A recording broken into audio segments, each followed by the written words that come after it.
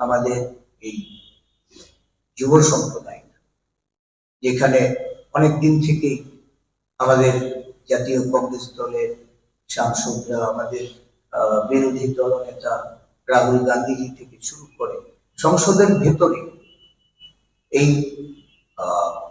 ক্ষুদ্র এবং মাঝারি স্তরে যে শিল্পে তার প্রসার ঘটানো, মাঝারি শিল্পকে আরো গুরুত্ব আরোপ করে কর্মসংস্থানের সংস্থান করা, এই বিষয়ে যে গুরুত্বের কথা বলা হচ্ছিল সেটা সেখানে মুখে বললেও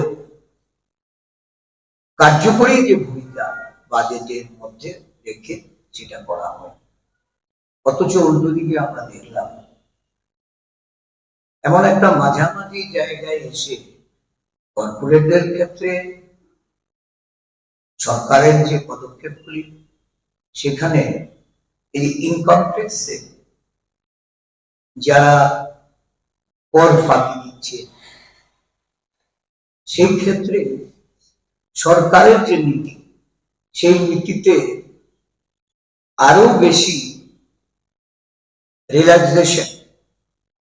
আগে কর ফাঁকি দেওয়ার ক্ষেত্রে পানিশমেন্ট হতো, সেখানে জেল জরিমানা সেগুলি বাধ্যতামূলক ছিল।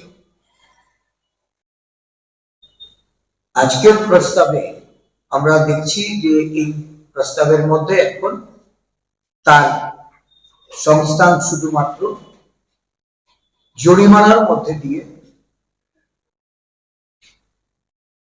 এই পরিস্থিতিতে যারা কর ফাঁকি দিয়ে সরকারের রাজস্ব ঘাটতি ঘটাবে, তাদের ক্ষেত্রে এটা সহযোগিতা করতে সরকার এগিয়েছে।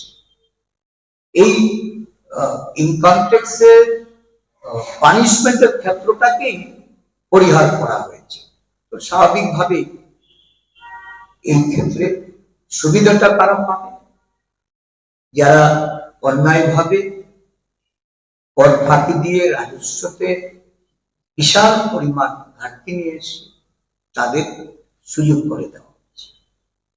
তো আমি বিশদ বলবো না, আমাদের মুখপাত্র প্রবীণবাবুকে বলবো যে এটা একটু সমগ্র বিষয়গুলি বিশ্লেষণ করে আমাদের দলের পক্ষে উনি যেন কথা বলেন।